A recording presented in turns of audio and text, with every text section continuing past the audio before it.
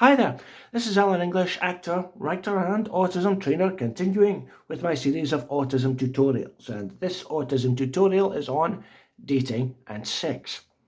Now, many autistic people, whatever our gender or sexual orientation, do have a desire for human contact, particularly intimate and romantic relationships.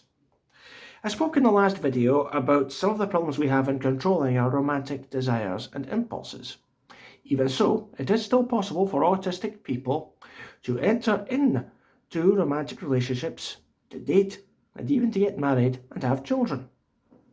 There are many online dating sites around, but I have found the best way to meet a potential romantic partner, is through social groups or through mutual friends. At least this way you start out with having something in common, and you can build the relationship from there. In some cases this can work, but sometimes it can be difficult.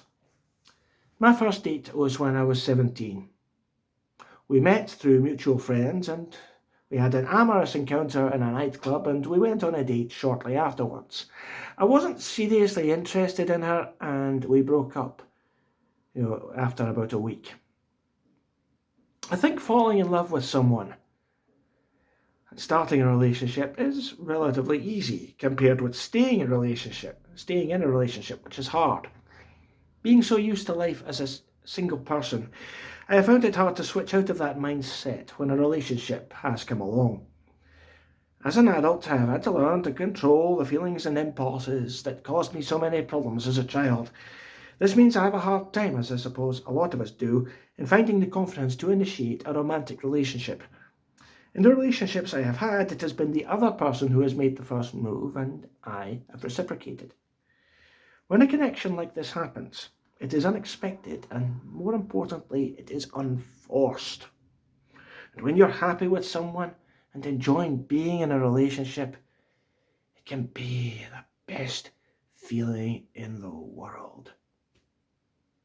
Sustaining this feeling and keeping the relationship going, though, can be very hard.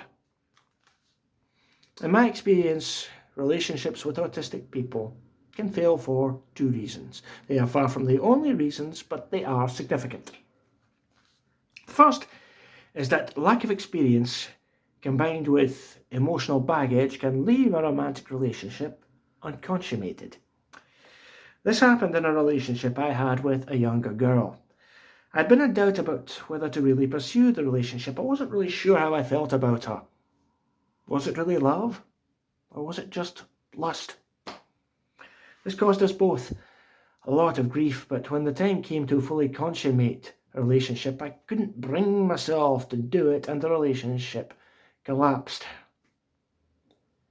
She eventually found a way to move on and got engaged to another man.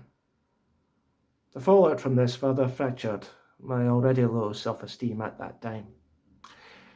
A few years later, I had a relationship with an older woman, but this time my fluctuating mental health and conflict allergy caused that relationship to crumble.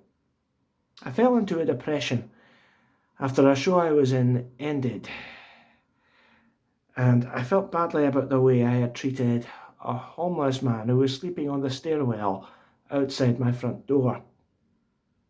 He had a go at me after I called the police to remove him. I started moaning to her about it, and she broke up with me, telling me, "I'm not your mum." Relying on a partner excessively for emotional support that they may not be willing or equipped to give you is another reason why relationships with autistic adults can fail. Experiences of this kind can put autistic people off relationships to the point where they lose interest in sex altogether. Sometimes the single life really is the best option for some people. As a society, we can feel pressured into believing that love is the answer, when this isn't always the case, at least not romantically.